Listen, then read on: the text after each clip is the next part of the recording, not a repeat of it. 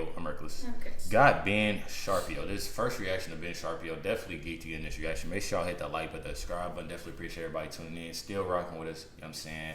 LifeWithRecklezz family. You know what I'm saying? And grinding. You feel me? Grinding. Throwing out videos, throwing out, educating, making sure educating, definitely doing that.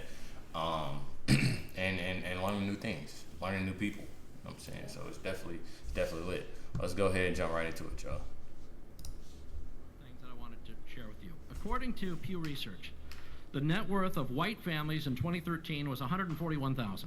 For black families, it was $11,000, even less than the $19,000 it was in 2007.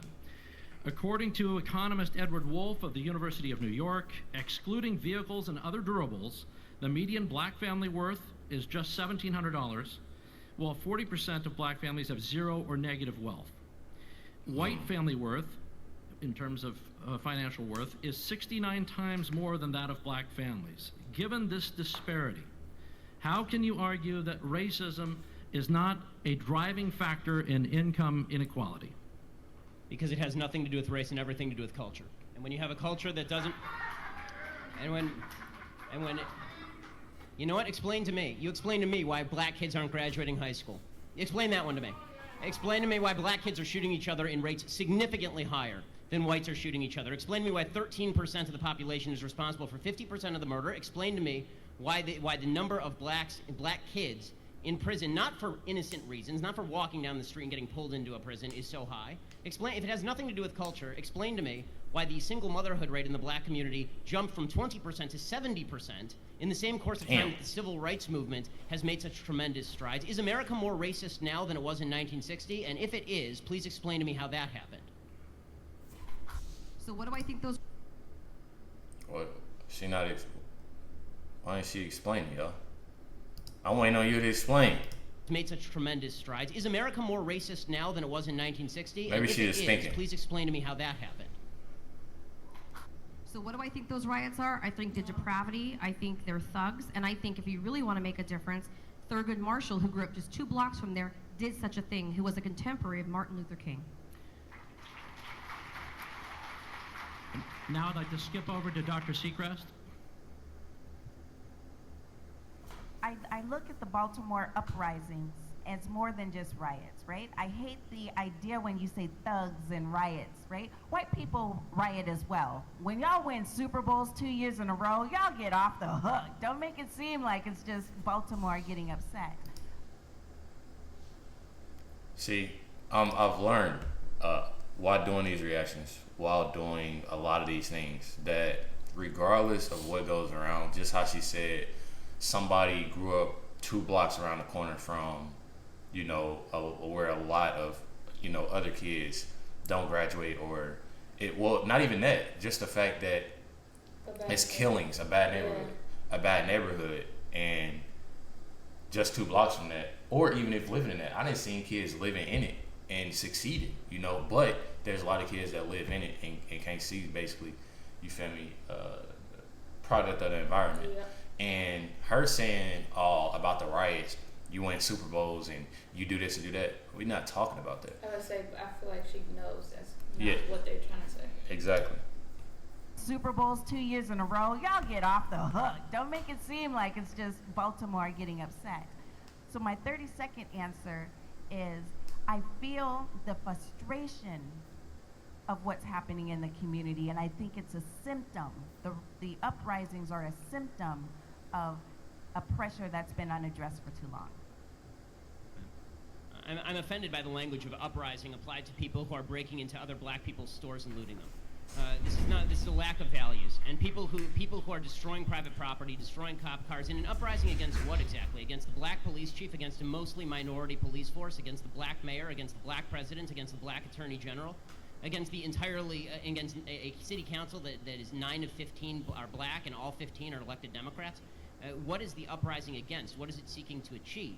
I still don't see what exactly the riots are seeking to achieve. Bottom line is, this. Good things come to those with Manscaped packages. With the Performance Package 4.0, you'll get... I see a lot of YouTubers with the Manscaped. I can't get Manscaped yet. I ain't got facial hair, y'all. I'm 25 without facial hair. It's crazy. Exactly the riots are seeking to achieve. Bottom line is, this is all, it all could be boiled down to just act like a mensch. Act like a human being. Honestly, it's not useful to riot, it's not useful to break things, it's not useful to throw rocks at people, and the idea that we're supposed to sort of correlate your level of outrage. I'm going to stick to the 30 seconds on yeah, this the last one. sentence, the last sentence. Yeah. The idea that we're supposed to correlate your level of outrage with a certain level of justification. In other words, the more outraged you are and the more angry you are, the more justified you must be, is absolute nonsense.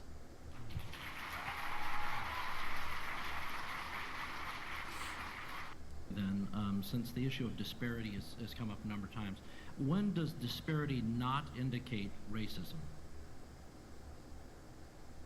Level of effort. Statistical disparity. You know, for example, overwhelmingly men commit crimes more than women, but we don't say that the Justice Department is sexist. So, is there a line that you draw for yourself, or is there some way that you interpret statistical disparity and you determine that that is not a racial disparity, it's something else?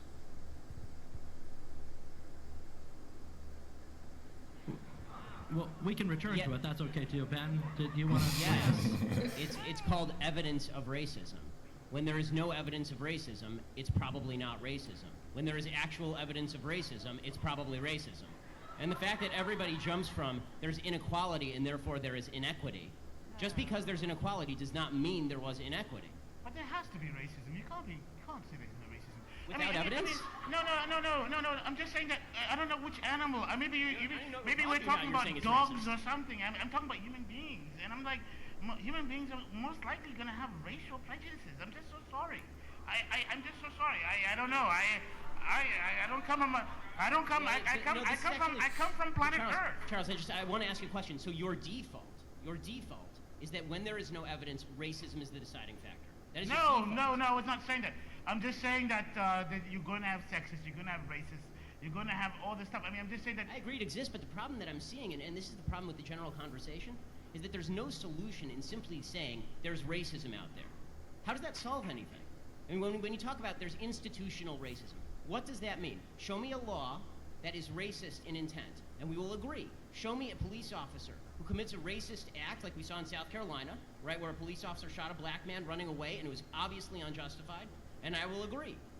But you need, the idea that you can craft a narrative based on no racism because it just must be somewhere out there in the ether, that doesn't solve problems for anybody and creates more problems for people because now they grow up in a milieu and an environment where they are told that every obstacle they face is from some shadowy, nameless, faceless group who's out to get them simply because of the color of their skin. They'll never succeed in that environment.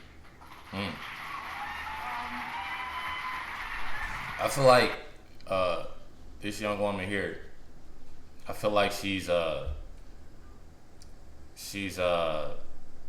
feel like they Democrats, right? They said they Democrats? I don't know. Some. I know she's gonna switch. I don't know. Maybe she won't. I don't know. But I feel like she's hearing what Ben has to say and actually putting it in her head and putting it in her perspective of, you know, this is right. It's not maybe he's right. This is right. I feel like this is right. She's not saying a lot. I feel like she came in here as well as he did with a different agenda. Yeah. Her agenda failed. Both of their agendas failed, it looked like. Yeah. You know, what they wanted to come in there and say. But he's still trying with his agenda. Her, I'm really not sure because she's not saying anything. And then when they asked the question, she didn't really have much to say. I like how Ben talks though. Yeah. You know, the weirdest thing is that actually in the black home, as I experienced it, really, there is no discussion of racism. Racism is actually a discussion that you actually come out and you face in the public because it's a real thing you have to actually expect. I mean, if you're silly and you're foolish if you don't really think that that's going to be there and encountered in the real world. I'm sorry, this is just a fact of life. But if I'm at home and having dinner with my father or whatever, we don't go, oh my God, this society is so racist as I'm eating my steak, and you know what I mean? Oh, goodness gracious. Oh, I can't bear it. My black skin's causing. I mean, no, we don't talk like that. Actually, we don't talk like that. We talk about, my God, Aunt, what's her name? oh my God, she's got to take some pills because she's off the register. I mean, it's just like, these are the conversations we have at home. We don't have these kinds of conversations that we're having right now. At least in my childhood, we didn't have them. And I'm watching the people I knew growing up in the black neighborhood, I didn't hear anybody really talking about race when we were at the dinner table. I mean, it just didn't really pop up, unless it was an issue that was on television, but mostly it was about family and regular life. But I disagree. I have to tell you, even in my culture, there is an underlying racism. And I know that the panel today, and especially with what's going on in America, we're talking about white on black. But I cannot wake up in the morning and not think about, intercultural racism, okay? I'm not Mexican enough. Why? Because I'm articulate, and because I have straight hair and I can wear high heels. I don't have a tattoo on my neck. Yes, there is a huge problem with racism, no matter if you're light-skinned or dark-skinned. She does have a point. I would say She has a point. Yeah. She has a point because myself, even growing up with my cousins, my family members, I've heard that, and a lot of them just be playing or jokingly around, or someone be serious and be like, bro, like you grew up in a white neighborhood, bro. You grew up like this. You grew up like that. So regardless, I definitely feel what she's saying. You know what I'm saying? You're not black enough. You ain't grow up in the hood. You feel me? You ain't grow up, you know what I'm saying, in it. But Right, it's definitely that. I can definitely see that. And because I have straight hair and I can wear high heels. I don't have a tattoo on my neck. Yes, there is a huge problem with racism, no matter if you're light-skinned or dark-skinned. Absolutely, there is intercultural racism. It's absolutely underlying. And while you may not talk about it, your grandmother will have the favorite grandkid. If she's the lightest one with the good hair, that becomes the favorite grandkid in our culture. And that's, unfortunately, even within our own cultures, we tend to look upon, the color of each other's skin and how much education we have. And if my uncle has done time in jail, which, he has, then he becomes more Mexican than I am. What is up with that? I mean, it's sad, but it's true. It's absolutely true. It's like I can't eat spicy picante sauce, so I'm not Mexican enough. I've heard that. It's true. I've heard that. I I got plenty of Mexican friends, and they literally, like, for real, like, I don't like that spicy stuff. I don't eat that spicy. Oh, you're not a real Mexican. What? Yeah, facts. Yeah. It's sad, but it's true. It's absolutely true. It's like I can't eat spicy picante sauce, so I'm not Mexican enough. It's true, in every culture, whether it's Asian, black, Mexican, there is, while you may not have grown up talking about it over your, tea and toast. I mean, in my family, if you're not a doctor or a lawyer, you're not Jewish. You're not Jewish enough. It's true. See, I feel like he a little mad. She laughing. I wonder what she about to say. Yeah, they're not saying. Yeah, she laughing. She kind of like, oh, okay, yeah, I see what they saying. It's true. That part is true. This entire time, I've been trying to think about your initial question about disparities. Are they automatically tied to race? And at first, I think all of us were stumped because we were trying to think of the instances. I do agree that they are separate, but they don't necessarily correlate within itself. There are disparities. NAACP, we are the experts inside of the nation of bringing in the racial lens for all of the work. No, they're not necessarily going hand in hand, or they're not necessarily tied to each other. So that's how I would answer it. No, they don't have to go together. My job as a civil rights attorney is to be able to make you see race at every given opportunity, but no, it's not present in each and every single disparity. To your second... What are the standards? What are the standards, the difference? I mean, you said you want people to see race in every single issue. Where it's present. Where it's present. Okay, so for instance, if we're what's talking... your standard as to where it's present? Absolutely. What's my... take something as simple as if we're talking about a disparity, say men and women. My job would be to show what does that look like when you have women from a different group, communities of color. What does it look like when we're talking about a woman who's working or stuck in a minimum wage job, not as a starter, but for her career? Right. No, I guess the what does question that I'm look asking like? more And so we specifically. bring in the racial dynamic of Right. how that affects. No, I understand that. The question that I'm asking is, when do you decide something racist has occurred? Racist? Yes. What's the When can you decide that an act of racism has occurred? Because if you have just a statistical disparity, has an act of racism automatically occurred? That was David's basic question, I think. Right. There's obviously there might be there will be a disparate impact on different groups of people. That doesn't necessarily mean, I think what you're saying is doesn't necessarily mean something racist is going on, even though there's a racial impact. So the question was about where do you draw the line between something that might have a racial impact but is not inherently racist. Let me move on. That was a nice video. Yeah, that was a good video. I feel like honestly, she actually more so listened to what they were saying and got knowledge from everything, you know, from what Ben was saying and the questions that he had asked. And on top of that, with the question that he asked and stuff like that, she didn't complete the answer. And I feel like when you don't complete the answer, if you don't have an answer for something, that typically means that the other person is, right. I don't know. She just listened though and didn't talk over like some of the other videos we've seen. Yeah. I feel like that definitely is important when somebody is not yelling over another person or but I definitely like this argument. It was a nice argument and both get knowledge. I like to see that regardless of whoever you are, it's important to get that knowledge from another person. In this case, I feel like she got a lot of knowledge and things, especially from the other lady and Ben himself. Yeah, I would say the other. I like what she said.